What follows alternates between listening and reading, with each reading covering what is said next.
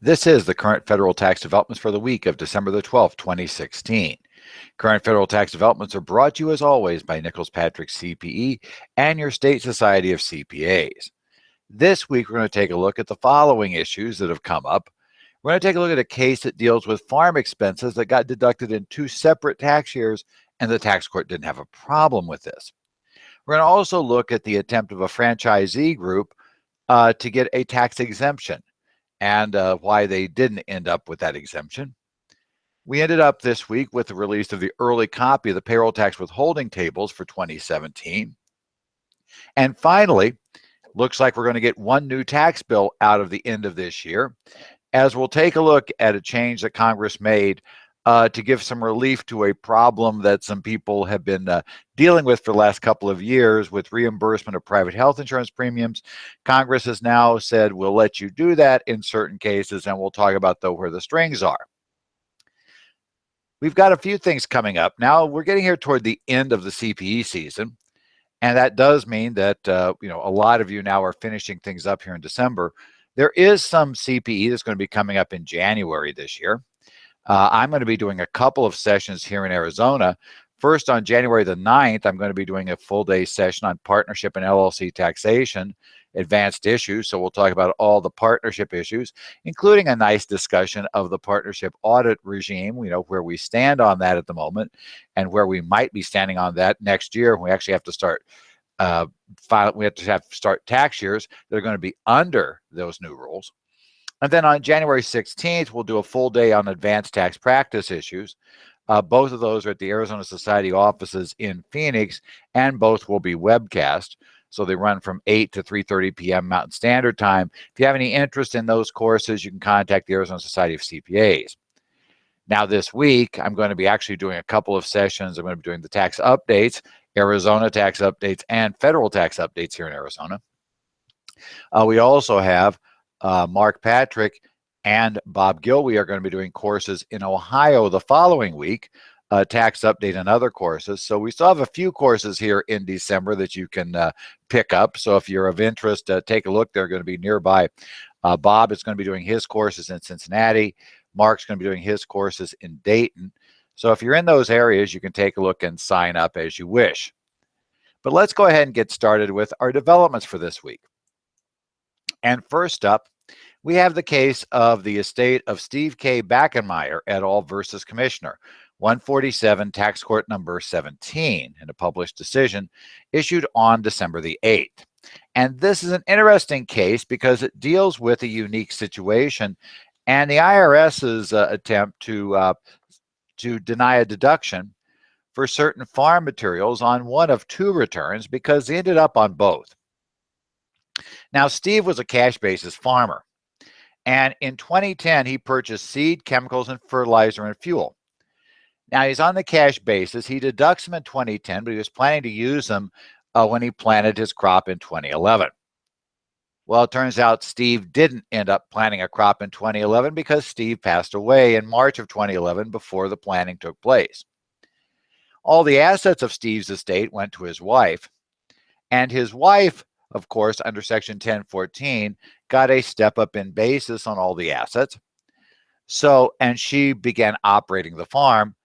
So when she used those same materials, the seed, the chemicals, fertilizer, and fuel in 2011, she claimed that as a deduction on the 2011 return. Both the 2010 and the 2011 returns were joint returns with Steve and his spouse. And both of them showed deductions for these same items. The IRS said, wait a minute, they cried foul. How in the world can they deduct these same items twice on 2 consecutive years on the tax returns? And so the IRS said, well, now the IRS got a little confused about whether they should have been denied on the 2010 return or the 2011 return. But they clearly felt they should have been denied on some return. But the tax court didn't agree.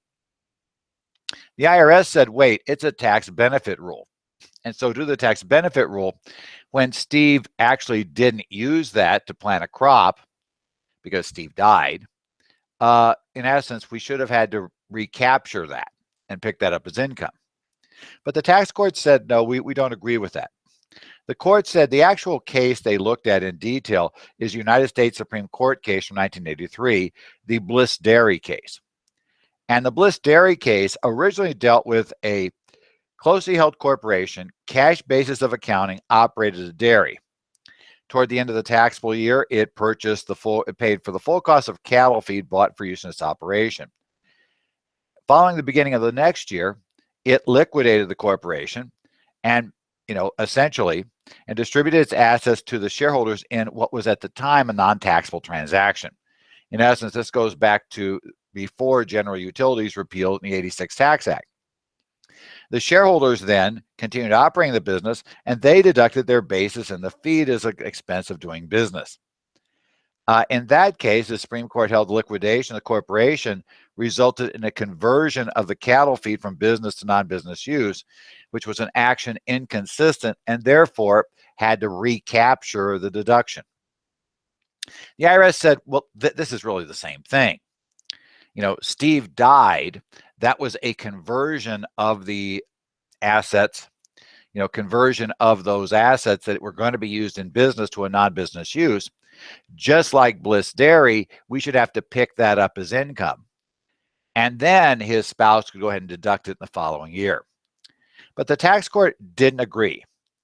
The tax court said no. There's a key difference here. In the Bliss Dairy case, we were dealing with the pre-General Utilities rule that there'd be no gain or loss on the disposition of the asset. And when the asset came out, it would come out at fair value to the shareholders. That was the old rule under General Utilities. That was the old rule before we had the 86 Tax Act, where we'd have to recognize that gain inside the corporation. So they said, well, that's radically different. They said, in this case, Steve dies. Those assets would have been assets of Steve's estate. When Steve's estate, therefore, it goes into Steve's taxable estate. It's subject to estate tax. And then, under the rules that we have here in Section 1014, that gets a step up in basis to whoever receives them. So in reality, because it was subject to an interim tax, that's very different from what we had when the Bliss Dairy case. So because of that, there's no need to recapture. Now, we should point out that as a practical matter, two things are true about this that meant there never was going to be a tax paid. Number one, when Steve died, first thing is, it's very possible his estate was less than $5+ million that would have been subject to estate tax in that year. But secondly, even if his estate was worth $50 million, he was passing the asset to his spouse, which meant there'd be no estate tax imposed. That did not bother the court. That was not even really discussed by the court. Rather, the court said that it's perfectly okay for Steve's surviving spouse to claim that same deduction the following year that had been claimed on the prior. And in fact, because it was a joint return, she had been part of both returns. That's not relevant. As a published case, it said, look, this is unique. And kind of, as Steve's wife said, it wasn't as if this was some elaborate tax planning regime. Dying is a rather extreme step to take to save taxes. So because of that, they said it's an unusual situation, but it's perfectly okay for the deduction to end up being on both returns. Next up, we have an attempt to get a 501c6 status for a group of franchisees. This was a request for a ruling that this organization would qualify as a 501c6 organization. In this case, it was essentially a group of franchisees that were franchised by the same organization. Their exempt purpose was described as educating and helping franchisee members with the franchisor's current policies and new policies, communicating and finding resolution of these franchisees' issues to the franchisor executives, presenting and communicating the unresolved and disputed issues of franchisees to the president group, and hosting trade shows with vendors for the benefits of the franchisees and vendors. It provides the franchisees the opportunity to build one-to-one relationships with the vendors and vice versa. The organization said, well, we're a business league.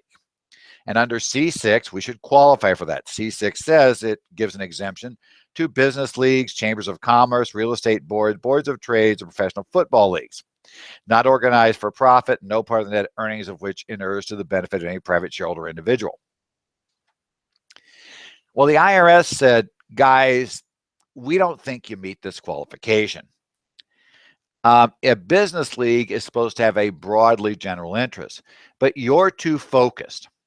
And the IRS went back and they cited a number of old rulings, which goes to Revenue Ruling 58-394, which went back and said we had association of licensed dealers in a certain type of patented product. They ruled that was too narrow, didn't qualify. They also have noted that the National Mufflers Dealers Association case from Supreme Court in 1979 held an organization of muffler dealers franchised by Midas International Corporation did not qualify for an exemption from federal tax as a business league because it was too narrow to satisfy the line of business test. And of course, the practical answer is they're saying, well, you're just like the group of muffler franchisees in the Midas case. You know, the National Muffler Dealer Association, that, you know, just like that, you're basically franchisees of one franchisor. The IRS's position is, had we had a generally broad organization that, let's say, was, and this happened to be a set of, we found out if you read the ruling, it was a set of convenience store operators. Had it been a league of convenience store operators in general, conceivably, it would have been fine. But the fact that it was convenience stores operators of a single franchisee, we're not sure which one. Let's say it was 7-Eleven franchisees. You know, that's too narrow a group. Now, the organization did come back and said, okay, we're going to open up our membership to other franchises. But the IRS said, well, you didn't really describe how you're going to serve those other entities, because all of your stuff is geared toward helping it with, you know, being a, let's say, 7-Eleven franchisee.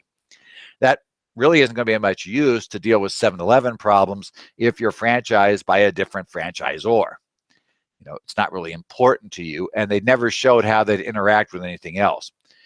So essentially, this group was denied the exemption. That's an important thing to remember, of course, is that a C6 does have to broadly qualify.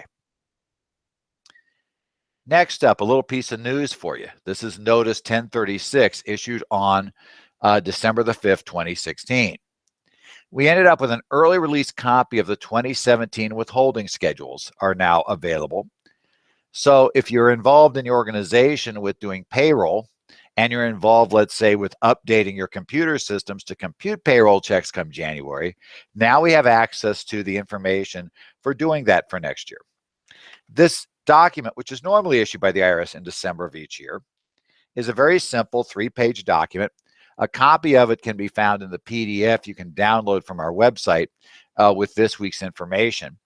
But it pretty much just gives you the information you need to be able to program your computer to run those payrolls that you'll be paying after January of next year. Now, this is not the full Circular E. In fact, these tables will be incorporated eventually in the full Circular E that will be published later. So if you're waiting for those more detailed tables, the lookup style tables, then yeah, that's going to be in the Schedule E that'll be published later. That'll come up on the IRS website. But if you're using the percentage withholding method, and I suspect a lot of us are using that these days because of computer systems, this will be the set of tables you'd be looking for if you have to update those yourself. And these are the set of tables that your vendor is looking for if they're going to be sending you an update. So essentially, the nice thing to know is those tables are there. And also, if you want to kind of run some numbers about where a payroll check will look for next year, you obviously could use these to go ahead and manually run those numbers up. So they are available. So you want to make sure, and if you need them, to go ahead and take a look and pick up what you need from the percentage method withholding tables. Well, interesting enough, it's the end of the year, and we're getting a new tax law. But unlike prior end-of-the-year tax laws where we're looking at all these extenders, no, we're not getting extenders. So if you're thinking I'm just going to tell you that we're going to be getting extenders, so all those things that are dying at the end of this year will somehow get a new lease on life, no, that's not happening. We're also not getting, almost certainly before the end of the year, actually we know pretty much for sure at this point we're not, because I doubt Congress is going to show back up again to pass this. We're not getting the technical corrections bill either, which, by the way, an important part of that's going to have a number of things with the partnership exam rules. That's going to be picked up again when Congress comes back next January. The new Congress comes in. But we did get the 21st Century Cures Act, which is H.R. 34. It was passed by the Senate on December the 7th.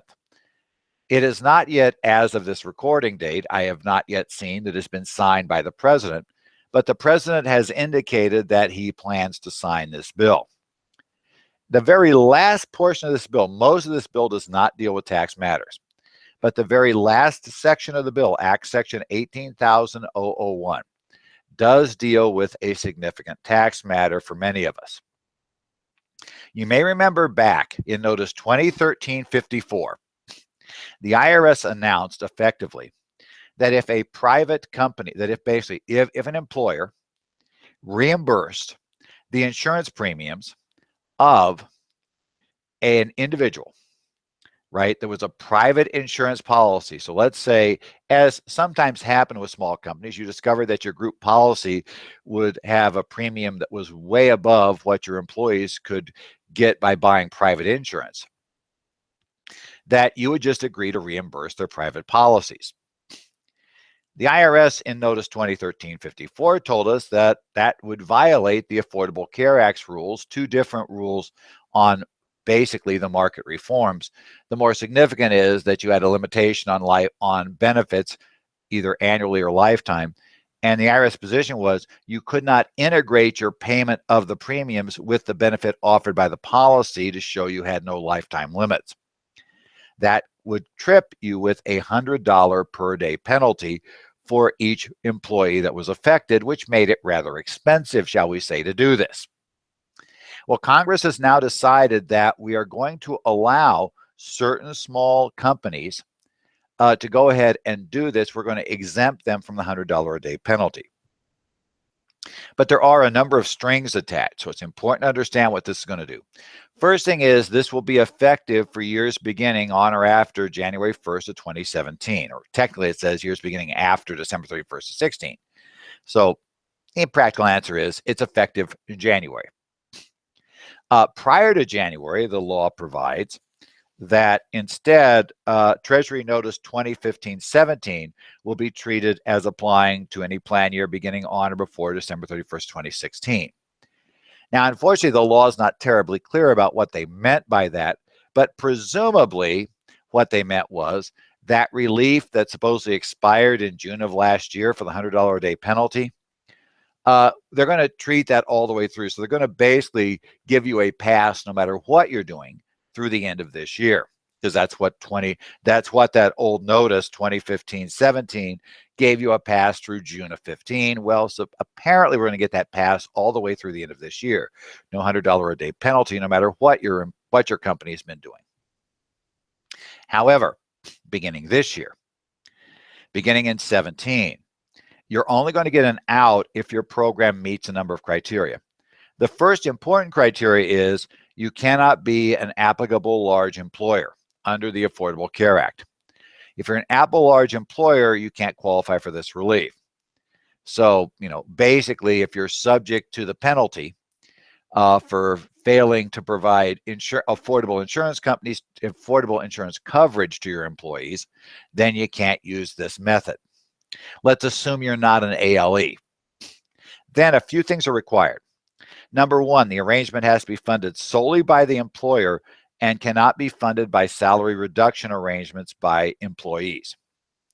Secondly, after an employee provides proofs of coverage, the employer can reimburse expenses of medical care, which obviously seems to include the medical insurance, and the amounts of payments and reimbursements for any year cannot exceed $4,950, or if it's family coverage, $10,000. This will be indexed for inflation. Now, there are some now, the other catch is you have to offer it to all employees, all eligible employees, on effectively the same basis. There is a limited amount of variation allowed where essentially it'll still be treated on the same term, even if you have differences in the premiums or offerings that due to ages, age imposed things in these, or the number of family members that each person have will also not be treated as offering on a different basis to each employee. If an employee is not with you for the whole year, the dollar limits are prorated based on the number of months they're there. Now, the important issue about eligible employees, again, this is something that is now going to be required. You've got to offer to all eligible employees. And we're going to borrow the requirements under 105H3B for self-insured medical reimbursement arrangements. Except instead of having a 3-year waiting period, we'll have a maximum 90-day waiting period. So that means you need to cover all of your employees except those who have not completed 90 days of service, employees that have not attained age 25, part-time or seasonal employees under the definition we have under 105 for what those two things mean, any employees who are covered by a collective bargaining agreement where medical coverage was part of the agreement, or any non-resident alien employees. Part-time and seasonal, the general rule we have there still applies. Part-time, generally, you have to work less than 7 months a year, or should be seasonal, less than 7 months a year, to be part-time, less than 25 hours a week.